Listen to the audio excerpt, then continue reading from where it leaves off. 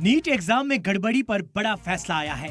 NTA यानी national testing agency ने supreme court में तलबा को मिले ग्रेस मार्क्स रद्द करने की बात कही। इस फैसले के बाद अब ग्रेस मार्क्स मिलने वाले स्टूडेंट्स को दोबारा एग्जाम देना होगा। हालांकि जिन तलबा को ग्रेस मार्क्स मिले हैं उन्हें दोबारा एग्जाम देने का ऑप्शन दिया गया है। फैसले के मुताबिक 1563 तलबा को दोबारा एग्जाम देना होगा। ये वो तलबा हैं जिन्हें ग्रेस मार्क्स मिले थे। ग्रेस मार्क्स मिले तलबा को फिर से 23 जून को एग्जाम देना होगा। 30 जून तक इन तलबा के नतीजे आएंगे। तलबा चाहे तो एग्जाम छोड़ भी सकते हैं और जो तलबा दोबारा एग्जाम में शामिल नहीं होंगे उनको बिना ग्रेस मार्क्स का नया स्कोर कार्ड जारी होगा। तो आज ग्रेस मार्क्स का इशू कोर्ट ने कंसिडर किया है और उसमें ये कोर्ट ने ये बोला है कि कोर्ट एनटीए ने आके क्लैरिफिकेशन दिया है, कमेटी बनाई जिसके बेसिस पे कोर्ट ने ये बोला है कि ठीक है, जितने भी स्टूडेंट्स ने जिनको ग्रेस मार्क्स अवार्ड हुए हैं ये सब दोबारा से अपीयर होंगे 23 जून को। सुनवाई के दौरान सुप्रीम कोर्ट ने नीट की काउंसलिंग पर रोक लगाने से इनकार कर दिया। कोर्ट ने कहा कि काउंसलिंग चलती रहेगी। कोर्ट के मुताबिक हर किसी को फिर से एग्जाम का मौका नहीं मिल सकता। जिन तलबा का वक्त का नुकसान हुआ है उन्हें ही मौका दिया जा सकता है।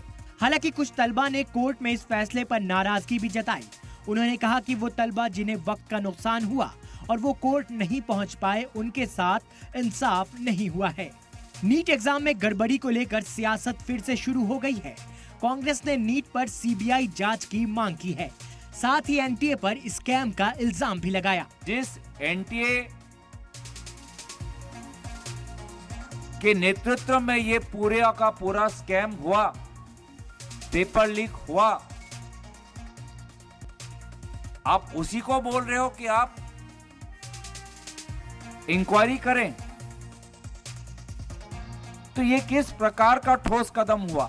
हालांकि वजीर तालीम ने पूरे मामले में कसूरवारों पर कार्यवाही की बात कही है। इसलिए आने वाले दिनों में सारे प्रकार की शंका संशय को दूर करने के लिए और पारदर्शिता लिया जाएगा और जो लोग उसमें कहीं ना कहीं एक आधा जगह पे कुछ गड़बड़ी करने का कोशिश कर भी रहे होंगे उनके ऊपर कार्रवाई भी लिया जाएगा।